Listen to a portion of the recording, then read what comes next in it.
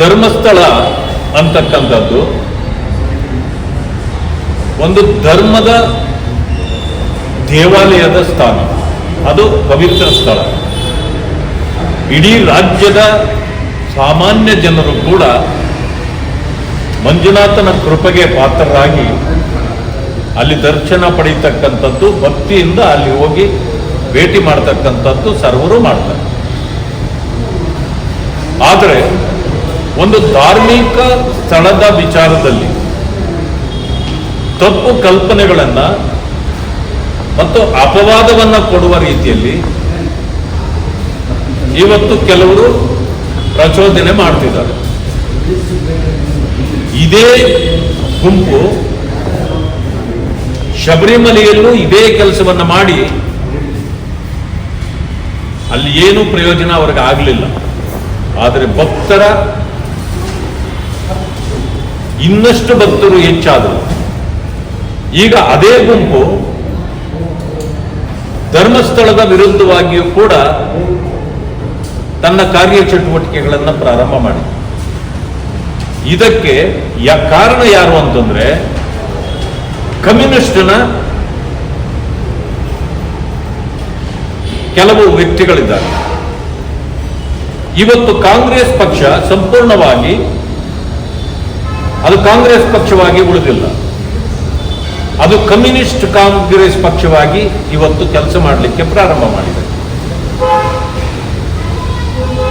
ಮಾನ್ಯ ಮುಖ್ಯಮಂತ್ರಿಗಳಾಗಿರ್ತಕ್ಕಂಥ ಸಿದ್ದರಾಮಯ್ಯನವರ ಸುತ್ತಲೂ ಕೂಡ ಇವತ್ತು ಕಮ್ಯುನಿಸ್ಟ್ನವರೇ ತುಂಬಿಕೊಂಡಿದ್ದಾರೆ. ಕಮ್ಯುನಿಸ್ಟರ ಐಡಿಯಾಲಜಿಗಳನ್ನ ಅವರು ಕಾಂಗ್ರೆಸ್ನ ಮೂಲಕ ಮಾಡಿಸಲಿಕ್ಕೆ ಪ್ರಾರಂಭ ಮಾಡಿದ್ದಾರೆ. ಆ ಕಾರಣದಿಂದ ಇತ್ತೀಚೆಗೆ ನೀವು ನೋಡಿರಬಹುದು, ಯಾರೋ ಅನಾಮಿಕ ಅಂತಕ್ಕಂಥ ವ್ಯಕ್ತಿಯನ್ನ ಮುಂದಿಟ್ಟು ಧರ್ಮಸ್ಥಳದಲ್ಲಿ 13 ಸ್ಥಾನಗಳನ್ನು ಗುರುತಿಸಿ ಆ ಸ್ಥಳಗಳಲ್ಲಿ ನಾವು ಹೆಣಗಳನ್ನು ಹೂತು ಹಾಕಿದ್ದೇವೆ, ಇದನ್ನೆಲ್ಲನ್ನು ತೆಗೆಸಿ ತೋರಿಸ್ತೇನೆ ಅಂತೇಳಿ ಅವರನ್ನ ಮುಂದಿಟ್ಟು ಕರ್ಕೊಂಡು ಹೋಗ್ತಾರೆ. ಯಾವುದೇ ಒಬ್ಬ ವ್ಯಕ್ತಿ ಅನಾಮಿಕ ಈ ರೀತಿ ಬಂದು ಹೇಳಿಕೆ ಕೊಟ್ಟರೆ ಮೊದಲು ಅವನನ್ನ ಅರೆಸ್ಟ್ ಮಾಡಬೇಕು, FIR ಹಾಕಬೇಕು, ಕೋರ್ಟ್ಗೆ ಪ್ರೊಡ್ಯೂಸ್ ಮಾಡಬೇಕು, ಆತನನ್ನ ಜೈಲಿಗೆ ಕಟ್ಟಬೇಕು. ಅವಶ್ಯಕತೆ ಬಂದ್ರೆ ಅವನು ಹೇಳಿದ್ದನ್ನ ಪರಿಶೀಲನೆ ಮಾಡಲಿಕ್ಕೆ ಅವನನ್ನ ಕರ್ಕೊಂಡು ಬರಬೇಕೇ ಹೊರತು this is the procedure, legal procedure. ಆದ್ರೆ ಇವರೇನ್ ಮಾಡಿದ್ರು, ಅವನನ್ನ ಚಾಂಪಿಯನ್ ಮಾಡಿಬಿಟ್ಟಿದ್ದಾರೆ. ಈಗ ಏನು SIT ಮಾಡಿದ್ದೀರಿ, SITಗೆ ಮುಖ್ಯಸ್ಥ ಯಾರು ಅಂತಂದ್ರೆ ಪೊಲೀಸ್ ಆಫೀಸರ್ ಅಲ್ಲ. ಈಗ SITಗೆ ಅನಾಮಿಕನೇ ಈಗ ಮುಖ್ಯ ವ್ಯಕ್ತಿಯಾಗಿ, ಅನಾಮಿಕ ಯಾವ ರೀತಿ ನಡ್ಕೊಳ್ತಿದ್ದಾನೆ ಅಂತಂದ್ರೆ ಇಡೀ SIT ಆತನ ಕೈ ಕೆಳಗೆ ಕೆಲಸ ಮಾಡಬೇಕು, ಆತನ ಹೇಳಿದಂತೆ ನಡ್ಕೊಳ್ಬೇಕು, ಆ ರೀತಿ ಒಂದು ವಾತಾವರಣವನ್ನು ಅಲ್ಲಿ ಹುಟ್ಟು ಹಾಕಿದ್ದಾರೆ. ಈಗ ನಾವು ಮೊದಲಿಂದ ಹೇಳಿದ್ರೆ ಇದೊಂದು ಷಡ್ಯಂತ್ರ ಅಂತ.